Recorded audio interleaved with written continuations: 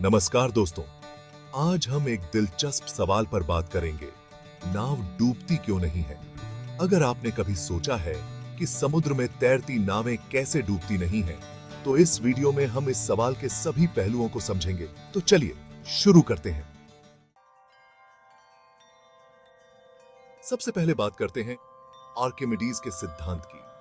Archimedes के अनुसार जब कोई वस्तु पानी में डूबती है तो उस पर एक ऊपर की दिशा में बल लगता है, जिसे हम उत्थान बल, बॉयंट फोर्स कहते हैं। यह उत्थान बल उस पानी के वजन के बराबर होता है जिसे वस्तु ने अपनी जगह से हटा दिया है।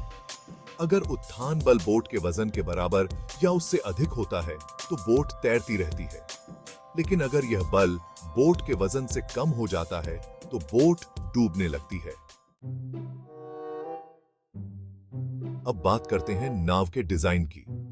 नाव का डिजाइन इस तरह से किया जाता है कि उसका कुल वॉल्यूम बहुत बड़ा होता है। इसका मतलब है कि जब नाव पानी में जाती है तो वह बहुत अधिक पानी को अपनी जगह से हटा देती है। इस डिजाइन के कारण उत्थान बल इतना होता है कि वह नाव के वजन को संतुलित कर लेता है।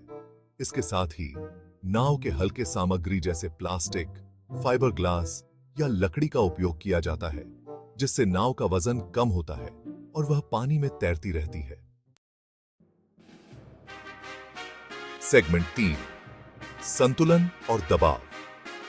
नाव का संतुलन और दबाव भी महत्वपूर्ण होते हैं। नाव का सेंटर ऑफ ग्रेविटी सीजी और सेंटर ऑफ बायोएंस सीबी सही संतुलन में होना चाहिए। यदि ये संतुलित होते हैं तो नाव स्थिर रहती है और डूबने का खतरा कम होता है। इसलिए नाव को सही तरीके से लोड किया जाना चाहिए। अगर लोड असमंजित तरीके से रखा जाए या अत्यधिक लोड किया जाए तो यह संतुलन बिगाड़ सकता है और नाव डूब सकती है।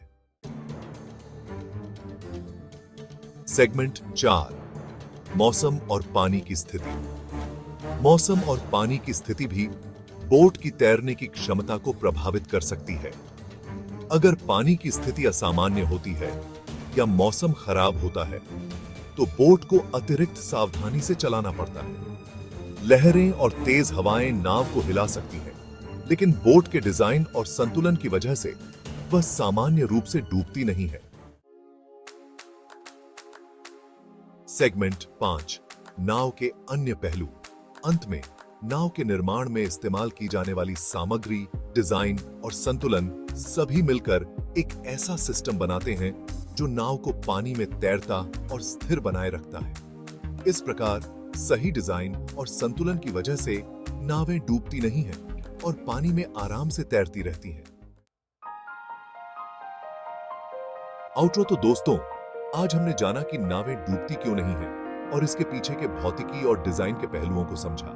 अगर आपको यह वीडियो पसंद आया हो तो कृपया लाइक और सब्सक्राइब जरूर करें। आपकी टिप्पणियां भी हमें बताएं कि अगला वीडियो किस विषय पर हो। धन्यवाद और सुरक्षित यात्रा।